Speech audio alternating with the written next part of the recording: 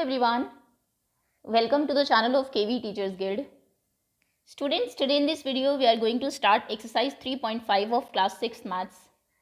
Exercise में कोई भी नया कॉन्सेप्ट नहीं है, बहुत ही जनरल क्वेश्चंस हैं, सॉल्व करना बहुत कुछ या फिर एक ही टॉपिक मैं आपको बता दूं उस पर बेस्ड सारे क्वेश्चन हो, ऐसा कुछ नहीं है.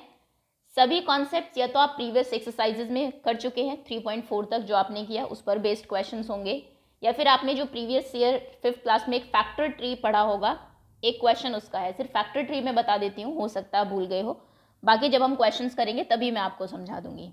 Okay, let's begin now. Okay, factor tree होता क्या है? एक डायग्राम है जो कि प्राइम फैक्टर्स फाइंड आउट करने के लिए यूज़ किया जाता है. फॉर एग्जाम्पल, सपोज करिए आपको 30 का फैक्टर ट्री बनाना है.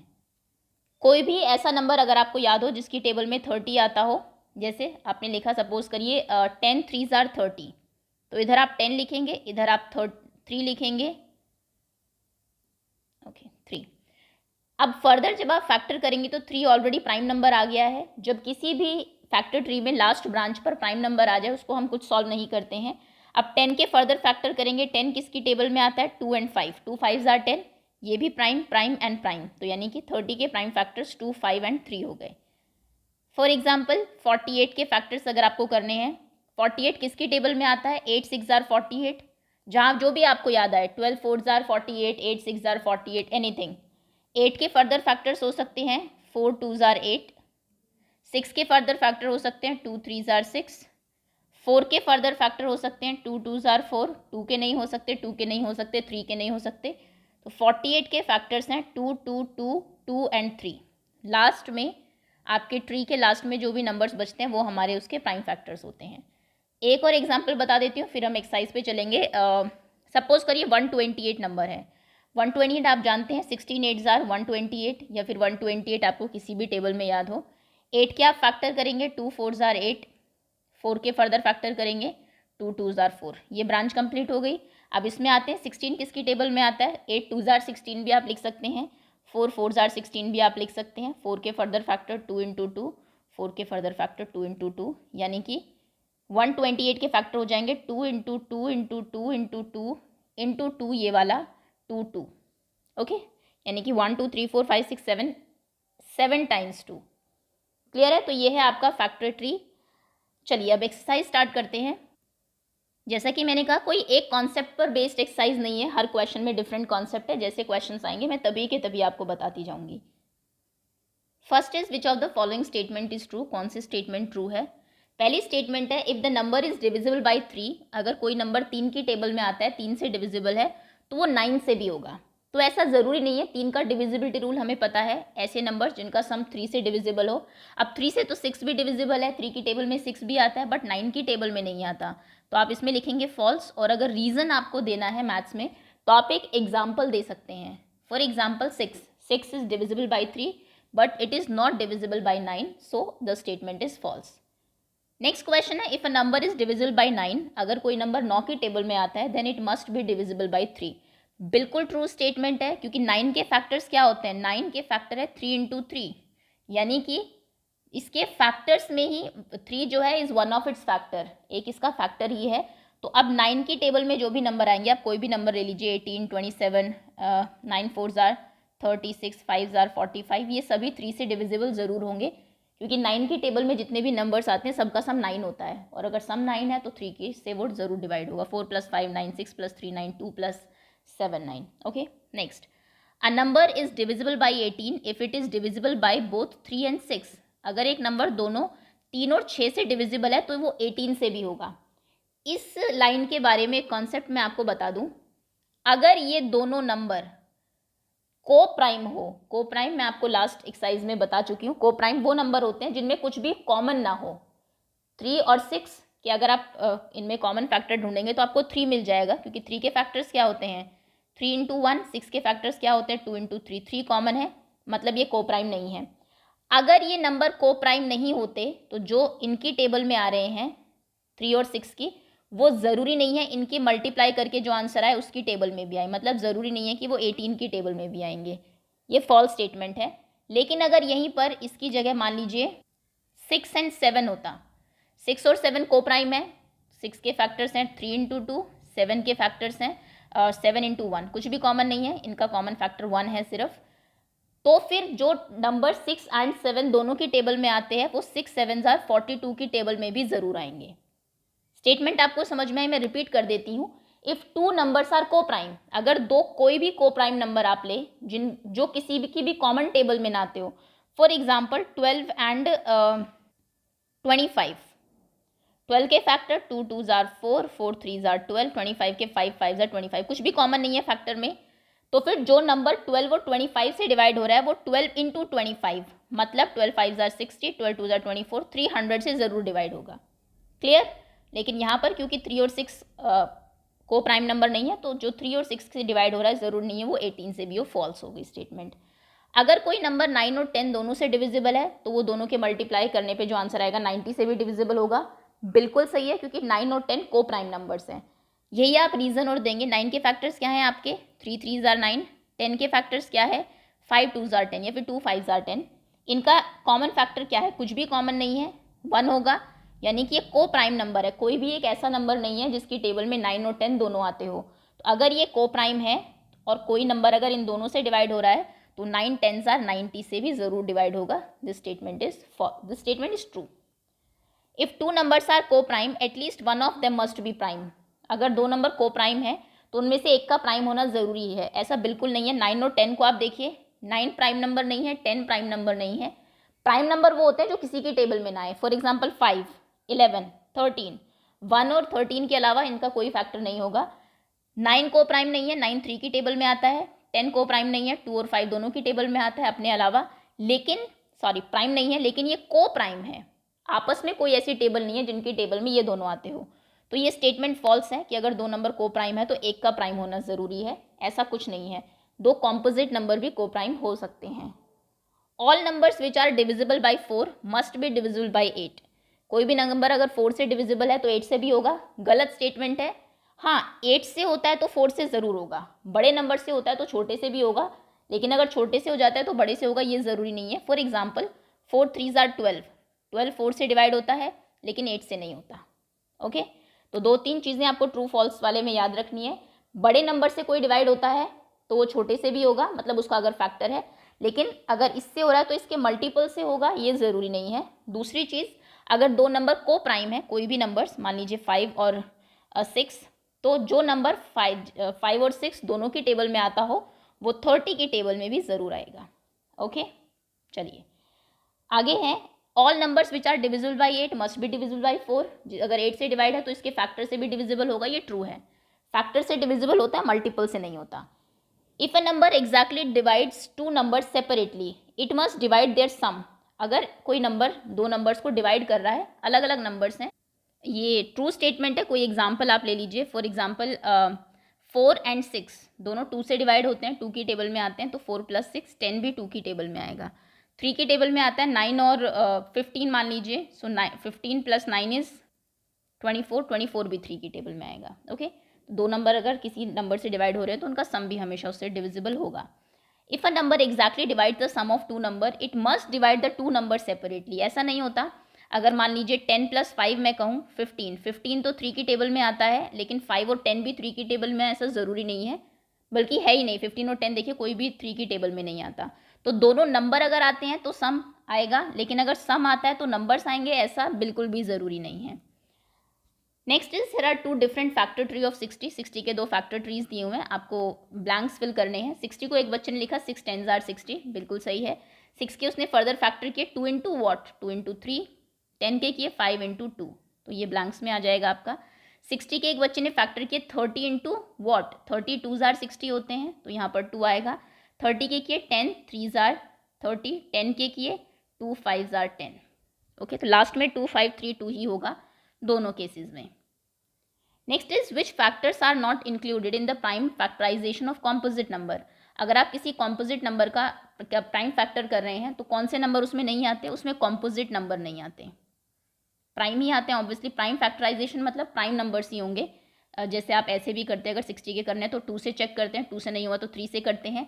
3 से भी अगर कोई नंबर डिवाइड नहीं होता, फॉर एग्जाम्पल 51 52 है, मान ली 52 तो 2 से हो जाएगा। मान लीजिए 49 है, 2 से नहीं हुआ क्योंकि लास्ट में नहीं है, 3 से चेक करेंगे।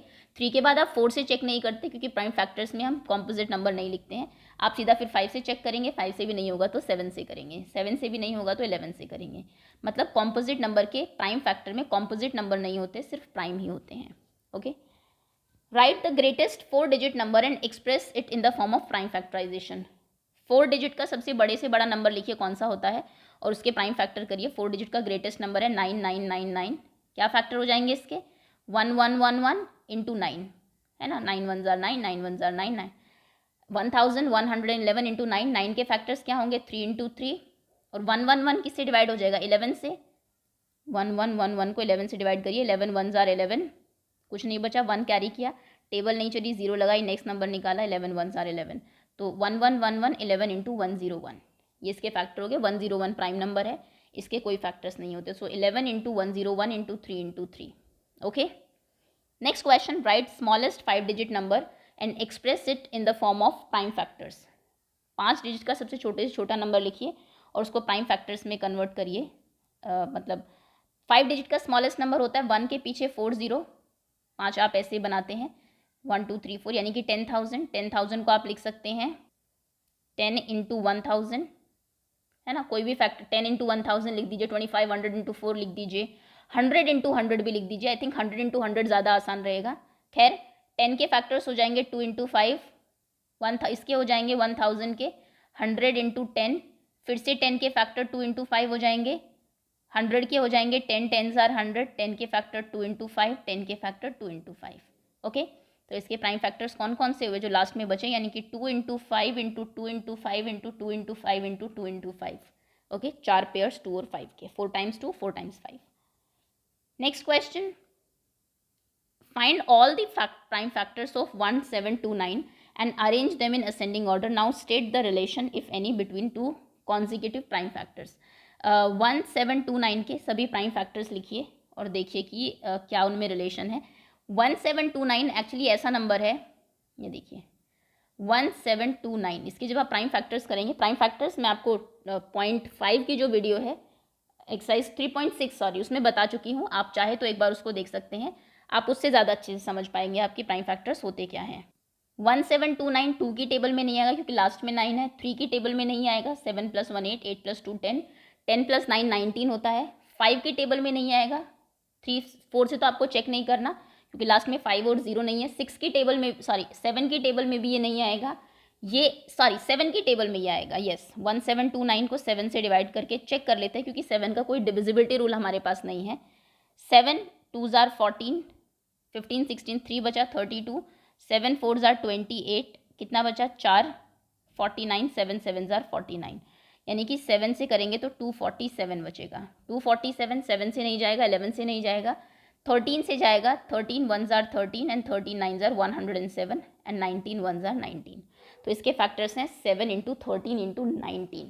ओके, थोड़ा सा दूर जाके आपको फैक्टर्स मिल रहे हैं, बस यही प्रॉब्लम है, इसलिए क्वेश्चन थोड़ा सा मुश्किल है, बाकी कुछ नहीं है इसमें। Next question is the product of 3 consecutive numbers is always divisible by 6. Verify this statement with the help of some example. 3 लगातार नंबर लीजिए कोई भी, 6 7 8 9 5 9 10 11, कॉन्जिक्यूटिव मतलब लगातार, और देखिए कि उनकी जो प्रोडक्ट है वो हमेशा 6 से डिवाइड होती है या नहीं। चलिए एग्जाम्पल लेने हैं आपको। एग्जाम्पल 1 1 2 3, ये 3 नंबर ले लेते हैं। 3 2 जार 6, 6 6 से डिवाइड होता है, यस। एग्जाम्पल 2 2 3 4 ले लीजिए। 4 3 जार 12, 12 2 जार 24, 24 6 से डिवाइड होता है, यस। एग्जाम्पल नंबर 3 3 4 5 ले लीजिए। 5 4 जार 20, 23 जार 60, 66 से डिवाइड होगा, यस। एग्जाम्पल नंबर 4 कोई भी ले लीजिए, मान लीजिए इस बार आपने लिए 10 11 and 12। Okay, 12 1 jar 12, 2 carry 1, 12 1 jar 12 13, 1 3 2 0, 1 3 2 0 क्या डिवाइड हो जाएगा 6 से, 6 2 जार 12, 1 बचा, 2 कैरी किया, 6 2 जार 12, कुछ नहीं बचा, आंसर विल बी यस। कहने का मतलब है एक यहाँ से आपको एक नई चीज़ पता लगी, 3 लगातार नंबर अगर होंगे तो उनकी जो प्रोडक्ट है उनको अगर आप मल्टीप्लाई करेंगे वो हमेशा 6 से डिवाइड होती है। ओके, चलिए next question, the sum of 2 consecutive odd numbers is divisible by 4. Verify this statement with the help of some example. अगर दो लगातार ऑड नंबर्स हैं, कॉन्जिक्यूटिव ऑड नंबर्स, मतलब एक 3 है तो नेक्स्ट क्या होगा 5, तो इनका सम हमेशा 4 से डिविजिबल होगा। देख लेते हैं, 5 + 3 8 होता है, बिल्कुल सही है, 4 से डिवाइड हो रहा है, yes it is divisible by 4। उसके बाद मान लीजिए 11 है, 11 के नेक्स्ट नंबर कौन सा है 13, कॉन्जिक्यूटिव लेने हैं, ध्यान रखिएगा, लगातार दो ऑड नंबर जो इनका सम कितना है 4 24, ये भी 4 की टेबल में आता है, बिल्कुल सही है। नेक्स्ट नंबर आपने लिया 15 और 17, 7 4 सॉरी 2 है 2 12 1 कैरी 32, ये भी 4 से डिवाइड होता है, बिल्कुल सही है। एक एग्जाम्पल और दे लीजिए, थोड़ा बड़ा नंबर ले लीजिए, 21 एंड 23 मान लीजिए 4 44, ये भी 4 से डिवाइड हो जाएगा, बिल्कुल ट्रू स्टेटमेंट है। In which of the following expression prime factorization has been done, किसमें प्राइम फैक्टराइजेशन हुआ है। 24 को एक बच्चे ने लिखा 2 3 जार 6 4 जार 24, प्राइम फैक्टर नहीं है क्योंकि 4 प्राइम नंबर नहीं है। ओके 56 को एक बच्चे ने लिखा 7 2 जार 14 2 जार 28 2 जार 56, बिल्कुल सही है, सारे ही प्राइम नंबर्स हैं। 70 को एक बच्चे ने लिखा 2 5 जार 10 10 7 जार 70, बिल्कुल सही है, तीनों प्राइम नंबर है। 54 को एक बच्चे ने लिखा 2 3 जार 6 6 9 जार 54, तो 9 एक प्राइम नंबर नहीं है इसलिए ये नहीं है, ये दोनों प्राइम फैक्टर्स नहीं है, बी एंड सी है। Determine if 25110 is divisible by 45, 25110 क्या 45 से डिविजिबल है, इसको देख लीजिए। तो 45 से डिवाइड ना करके आप यहाँ पे 45 को ऐसे दो को प्राइम नंबर्स के मल्टीपल में लिख दीजिए। देखो 45 को हम 9 × 5 लिख सकते हैं, 9 और 5 दोनों ही क्या है हमारे को प्राइम नंबर्स हैं, क्योंकि कोई भी ऐसा नंबर नहीं है जिसकी टेबल में 9 और 5 दोनों आते हो। और हमने ये देखा था कि अगर दो को प्राइम नंबर्स से कोई नंबर डिवाइड हो जाए तो उनके प्रोडक्ट से भी ज़रूर होता है, तो यानी कि इसको हम चेक कर लेते हैं क्या ये 9 और 5 से डिवाइड होगा। ये क्वेश्चन को ध्यान रखिएगा एग्जाम में, 45 से अगर आपको चेक करना है तो 45 से नहीं करना, 9 और 5 से करना है। तो 25110 ऐड करेंगे पहले, क्योंकि 5 का डिविजिबिलिटी रूल यही है, आपको सभी नंबर्स को ऐड करना होता है, डिजिट्स को ऐड करना होता है। 5 + 2 7 8 9, 9 आ गया, yes it is divisible by 9, क्योंकि 9 सम है, 9 से तो डिवाइड होगा ही। अब डिविजिबिलिटी रूल ऑफ 5 क्या है, लास्ट का नंबर या तो 0 हो या 5, लास्ट डिजिट इज 0, तो नंबर इज डिविजिबल बाई 5, 5 से भी डिवाइड होगा। अब 9 से भी डिवाइड हो रहा है, 5 से भी डिवाइड हो रहा है, तो 9 5 जार 45 से भी ये डिवाइड होगा, answer will be yes. Okay 18 is divisible by both 2 and 3, 18 2 और 3 दोनों से डिविजिबल है, तो ये 2 और 3 यानी कि 2 × 3 6 से भी डिविजिबल है। सिमिलरली अगर एक नंबर दोनों 4 और 6 से डिविजिबल है तो क्या आप ये कह सकते हैं वो 24 से भी डिविजिबल होगा, बिल्कुल नहीं होगा। ये मैंने आपको बहुत बार बता दिया और ये एक्सरसाइज एक्चुअली इसी चीज़ पर बेस्ड है कि अगर कोई दो नंबर को प्राइम हो, 2 और 3 दोनों को प्राइम है, कोई भी ऐसा नंबर नहीं है 1 को छोड़ के जिसकी टेबल में 2 और 3 दोनों आते हो, को प्राइम है तो जो इनकी टेबल में आएगा वो 2 × 3 6 की टेबल में भी आएगा। लेकिन अगर को प्राइम नहीं है, 4 और 6 को प्राइम नहीं है, इनका एक फैक्टर है कॉमन फैक्टर 2 है ना, 2 की टेबल में 4 भी आता है 6 भी आता है, तो ये को प्राइम नहीं है, तो इनके प्रोडक्ट का 20 जो 4 और 6 की टेबल में आएंगे वो ज़रूरी बिल्कुल भी नहीं है कि 24 की टेबल में भी ज़रूर आएगा। Okay I am the smallest number having 4 different prime factors, मैं सबसे छोटा नंबर हूँ, मेरे 4 अलग अलग प्राइम फैक्टर्स हैं। 4 सबसे छोटे प्राइम नंबर्स कौन से होते हैं, 2 3 5 एंड 7, इनकी यानी कि ये उसके प्राइम फैक्टर्स हैं, तो इनको मल्टीप्लाई कर लीजिए, 5 2 जार 10 3 7 जार 21 21 × 10 210, तो 210 वो सबसे छोटा नंबर है जिसके 4 अलग अलग प्राइम फैक्टर्स हैं। एंड दैट्स ऑल, ये आपका चैप्टर फिनिश होता है। जैसा मैंने कहा कोई भी एक रूल नहीं है जिस पर बेस्ड पूरा चैप्टर हो, कुछ एक क्वेश्चंस हैं, सारे ही क्वेश्चंस ऑलमोस्ट डिफरेंट है, आप एक बार देख लीजिएगा। एग्जाम पॉइंट ऑफ व्यू से ये इतनी इंपॉर्टेंट एक्सरसाइज नहीं है, फैक्टर ट्री आपको बनाने के लिए आ सकता है। ट्रू फॉल्स तो मैथ्स में ज़्यादा नहीं पूछे जाते, बट चीज़ें समझने वाली ज़्यादा है इस एक्सरसाइज में। Okay so that's all students, thank you so much for watching. I think एक ही एक्सरसाइज बस इसकी बची है, जल्दी से उसको फिनिश करके फिर वर्कशीट और क्विज भी आपको अपलोड कर दी जाएगी आपके लिए।